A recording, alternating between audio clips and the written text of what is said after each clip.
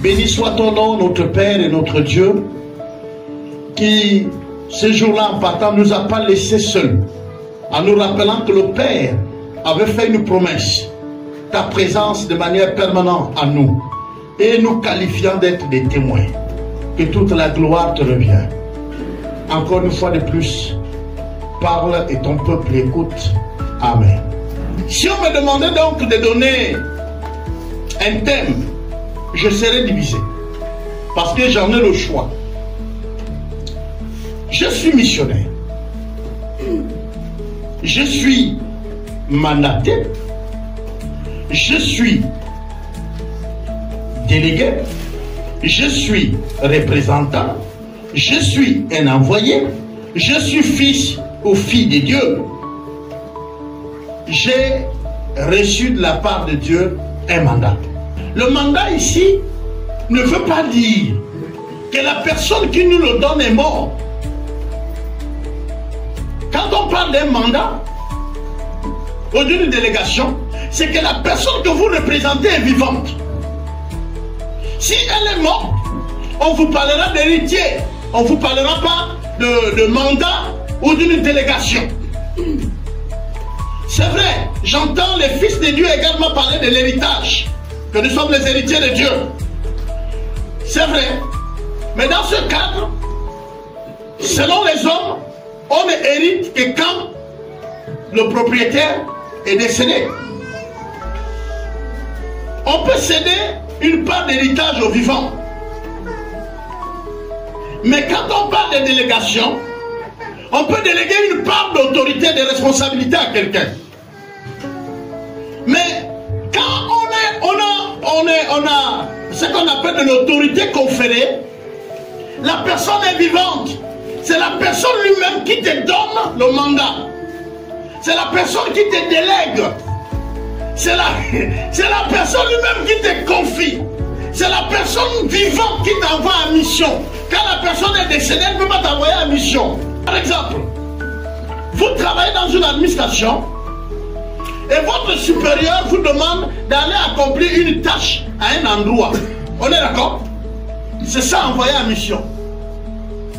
Quand vous allez partir accomplir la tâche là, avant d'y aller, vous allez vous asseoir avec celui qui vous mandate. Et lui, il va faire deux choses. Un, il vous donne les moyens. Et il vous donne les directives de comment accomplir la mission que vous allez partir. Au moment où vous vous levez pour aller, vous êtes missionnaire. Le terme missionnaire ici n'est pas seulement dans le cadre ecclésiastique.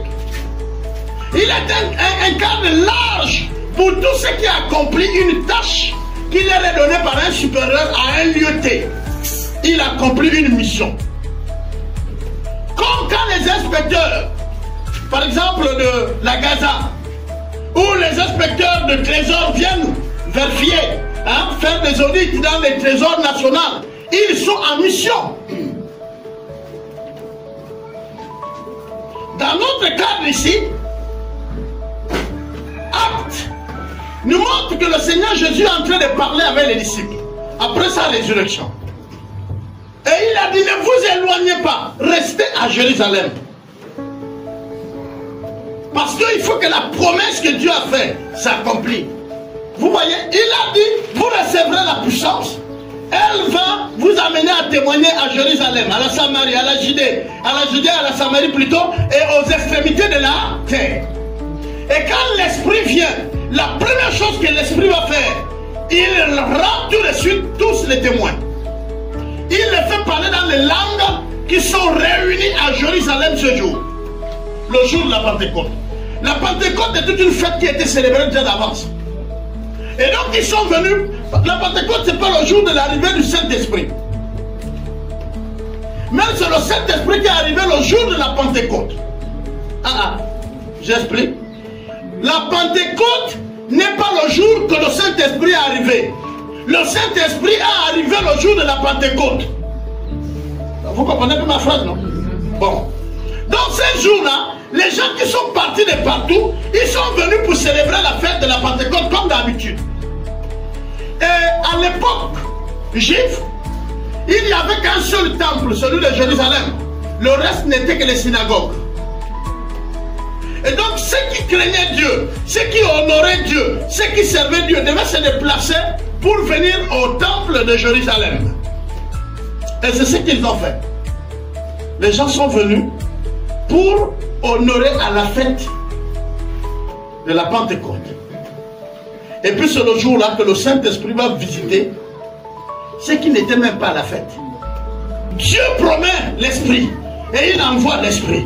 Et quand il envoie l'Esprit, il dit, ça fera de vous des témoins.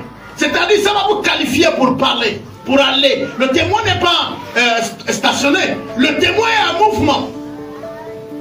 On témoigne de nos paroles, de nos actes. Nos yeux disent, notre bouche dit ce que nos yeux avaient vu. Donc nos yeux voient. C'est en cela que l'Esprit nous est donné. Mais aujourd'hui, nous continuons à assister les ténèbres. À côté de nous, notre voisin qui est dans les ténèbres. Dans notre quartier.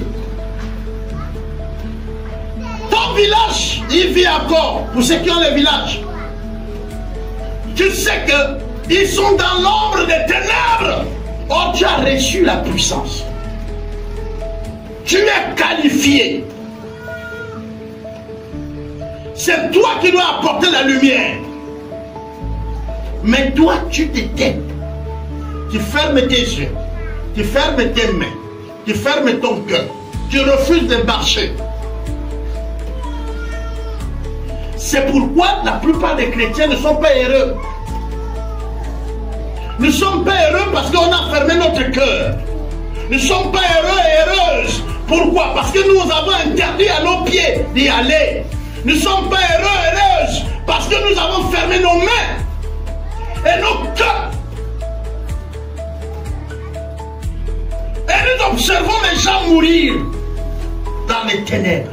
Vous allez voir qu'il y a des versets qui disent, allez, guérissez les malades, chassez les démons. C'est-à-dire que Dieu nous a qualifiés en nous faisant des témoins. Il nous a donné une puissance. C'est pourquoi au verset 18 il dit, tout pouvoir m'a été donné. Mais pourquoi il parle de pouvoir? Parce qu'en chemin, dans le milieu là, l'obscurité qu'il nous dit là, c'est aussi un pouvoir. Amen, amen. C'est un pouvoir qui fait peur. C'est un pouvoir qui s'oppose. Pourquoi? Mais parce qu'il y a des peuples là-bas. Et ces peuples sont aussi sur le joug d'un géant. Ce peuple assis dans les ténèbres a une autorité sur eux. Mais quand Dieu nous appelle, il dit viens. Il dit toute autorité m'a été confiée. Ce qu'il est en train de te dire, l'autorité qui tient les autres dans l'obscurité est sous mon autorité. Je ne sais pas si on a compris. L'autorité que tu crées là, il est sous mon autorité, il est mon sur ma tête. Quand quelqu'un, il vous fait la médaille, faites le travail ou encore bientôt, 17 août, il vous dit par les droits qui me sont conférés. Est-ce que vous connaissez ce que me dit ça? Par les droits qui me sont conférés. C'est-à-dire, celui qui te parle ici est investi du chef de l'État. Donc c'est le chef d'État qui te donne la médaille. Tu vas me voir, mais ce n'est pas moi. Je suis mandaté. Je suis rempli d'autorité. J'ai le pouvoir de te donner cette médaille. Pourquoi? Parce que le chef d'État n'est pas mort. Mais il m'a mandaté. C'est pourquoi je vous ai dit, quand vous êtes missionnaire, vous êtes en train d'accomplir une mission, vous êtes sur le mandat de celui qui vous a envoyé en mission. Vous faites le travail que lui-même il aurait dû faire. Et donc lui-même a le devoir. C'est pourquoi il dit à la fin, je suis avec vous jusqu'à la fin de temps. Lui-même doit pourvoir aux besoins du missionnaire. Ce n'est pas les autres missionnaires. C'est dans le lieu où tu as une mission qu'on pourvoira à ta mission. Bien-aimé, celui qui nous a appelés à annoncer, à être les témoins, prendra soin de nous. Amen, amen. Ouvrons nos bouches, les autres sont dans les ténèbres. On ne nous a pas donné le Saint-Esprit pour qu'on a peur. Mais c'est pour que nous soyons des témoins. Des témoins à côté de nous, c'est Jérusalem. Un peu devant au quartier là, la Judée. La Samarie, c'est les villes un peu lointaines. Les extrémités de la terre d'autres pays. Vous ne pouvez pas laisser les gens dans les ténèbres pendant que la lumière arrive en vous. Parce que quand cette lumière arrivait, elle a fait de vous la lumière. C'est pourquoi le Seigneur dit, vous êtes la lumière du monde et le sel de la terre. La terre sans vous n'a pas de goût. La terre sans vous n'a pas de lumière. Mais comment la lumière peut fuir les ténèbres? C'est parce que vous ne vous connaissez pas. Oh, si je parle là-bas, on va dire, si je parle là-bas, on va me juger. Je n'ai pas les mots. Mais dis seulement à la personne. Parce que parfois la personne vous ouvre son cœur. Dis, ah vraiment, nous là-bas à la maison, que les esprits qui nous embêtent, même les jeunes là. Dis seulement à la personne, il y a quelqu'un qui a vécu les esprits. Est-ce que tu veux que je vienne prier pour vous à la maison? Même toi le jeune, c'est pas, j'appelle le pasteur. Non, non, toi. Tu es jeune, tu dis, je peux venir prier pour vous. Tu vas avec ton autre jeune là, dans son salon, vous vous asseyez. Tu dis, Seigneur, je suis là en tant que disciple, lumière de ce monde, celle de cette terre. Par le canal de ma camarade qui m'a amené dans sa maison parce que les esprits les embêtent, je les chasse au nom de Jésus. Amen, amen. Tu parles. Même Dieu va honorer sa parole.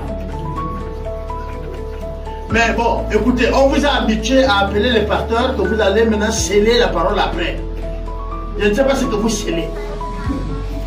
Mais ce que je connais, c'est que ici, il n'a pas donné la puissance à certains et il a exclu d'autres. Pour dire que ceux-là, vous allez les appeler et ils vont exercer l'autorité. Non. Il dit ici, tout pouvoir m'a été donné. Allez et faites de toutes les nations quoi? Des disciples. Quand j'ai donné ma vie au Seigneur jusqu'à aujourd'hui, je peux vous rassurer que le Dieu que je connais là, il connaît prendre soin à ceux qui sont pour lui. Nous sommes donc mandatés par Dieu afin d'apporter l'évangile aux autres, afin d'apporter la lumière aux autres. S'abstenir, avoir peur, ne rien faire, c'est de condamner les autres dans l'obscurité. C'est de condamner les autres dans la perdition. Et beaucoup des âmes vont en enfer parce que nous avons tenté de rien faire. Bien-aimé, si tu n'as pas le courage d'aller, alors prie. Si tu n'as pas le courage d'aller, alors donne tes biens, donne ton argent, donne tes vêtements. Est-ce que vous comprenez? Pour la cause de la mission. Parce qu'il y a un qui part. Alors à celui qui parle là, donne-lui l'arachide, donne-lui l'argent, donne-lui le vêtement pour qu'il parte. Si tu ne peux pas donner, alors mets tes genoux au sol, prie pour lui, pour qu'il réussisse, parce qu'il est au champ. Amen, amen. Donc tu peux participer. Tu ne peux pas dire que je ne peux pas. Non, tu peux participer. Avec tes biens, tu peux participer. Avec tes genoux, tu peux participer. Ou alors lève-toi toi-même. De 3 places, tu ne peux pas être nulle part. C'est aussi notre responsabilité pour que les autres soient sauvés. Que le Seigneur vous bénisse ce matin.